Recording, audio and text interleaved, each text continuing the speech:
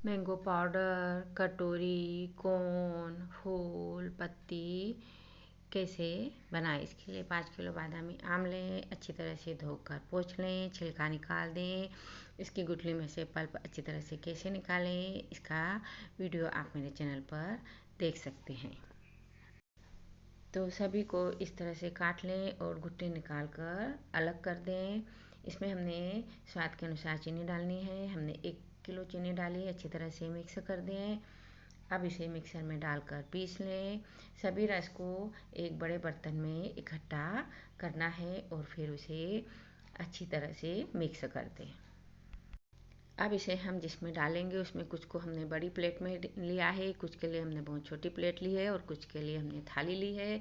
सभी में घी अच्छी तरह से लगाना है और किनारे पर भी अच्छी तरह से लगाना है। बड़ी प्लेट में हमने 2 कटोरी रस डाला है और इस तरह से फैला दें। अगर आप आम का पापड़ मोटा बनाना चाहती हैं तो ज़्यादा रस डाल दें। छोटी प्लेट में बहुत थोड़ा सा रस डालना और इस तरह से फैला दें, और भी छोटी प्लेट में बहुत ही थोड़ा सा रस डालें और इस तरह से फैला दें। अब इन सभी को धूप में रख दें। 1 दिन धूप में रखने के बाद ऊपर के हिस्से को हाथ लगा कर देख लें, यह सूख चुका है तो किनारे से कुरच कर इसे पलट दें, और अगर जो गीला है उसे अगले दिन के लिए रहने दें। इस तरह से पलटकर सभी को हम धूप में वापस रख दें। अब छोटी प्लेट से हम कोन बनाएंगे। किनारे से खुलचकर इसे 2 हिस्सों में काट लें। जो गीला वाला हिस्सा है नीचे का, उसे हथेली में ऊपर की तरफ रखेंगे इस तरह से, और बहुत ही सावधानी से इसका कोन बना लें। इसे चिपका दें इस तरह से। तो हम कोन बनाकर इसे धूप में रख दें।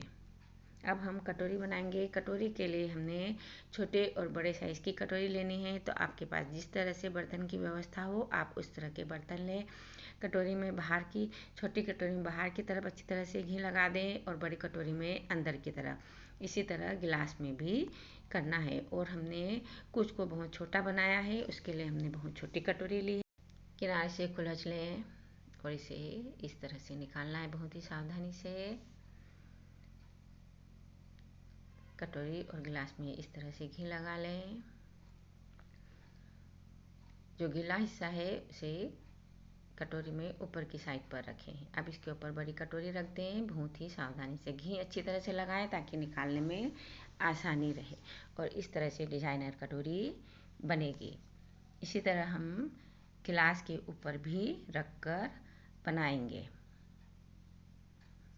और फिर धूप में रख दें। इसी तरह से छोटी और बड़ी कटोरी हमने बनाई है। धूप में रखें, छोटी कटोरी भी बना लें और सभी को धूप में रखना है। 7-8 घंटे धूप में रखने के बाद कटोरी में से हम इसे निकाल लें। बहुत ही सावधानी से निकालना है। इस तरह से निकाल दें।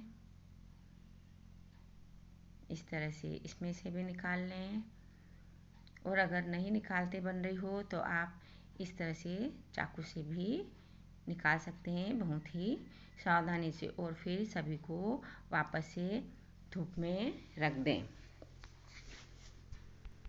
पापड़ को भी हम पलटते रहें बीच बीच में और धूप में अच्छी तरह से सुखा लें।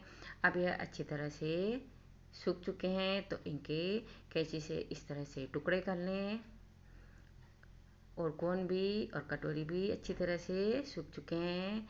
कुछ को हमने कुकी कटर से इस तरह से डिजाइनर आकार में काटा है। अब सभी को एयर टाइट कंटेनर में भरकर फ्रीज में रख दें। और अगर आम का पापड़ बहुत ज़्यादा मोटा है तो उसे सूखने में टाइम लगेगा, तो उसे हम थोड़ा ज़्यादा दिन तक सुखा लें। और एक पापड़ इसे हमें बहुत ही ज़्यादा मात्रा में सुखाना है ताकि हम इसका पाउडर बना सकें। तो अब इसके हम छोटे छोटे टुकड़े कर लें ताकि यह और भी जल्दी सूख जाए।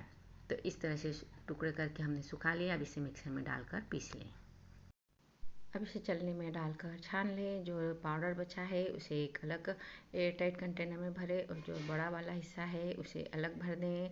अब जब भी मैं इसका उपयोग करूँगी उसका वीडियो अपलोड करूँ। एयर टाइट कंटेनर में भरकर फ्रिज में रखें।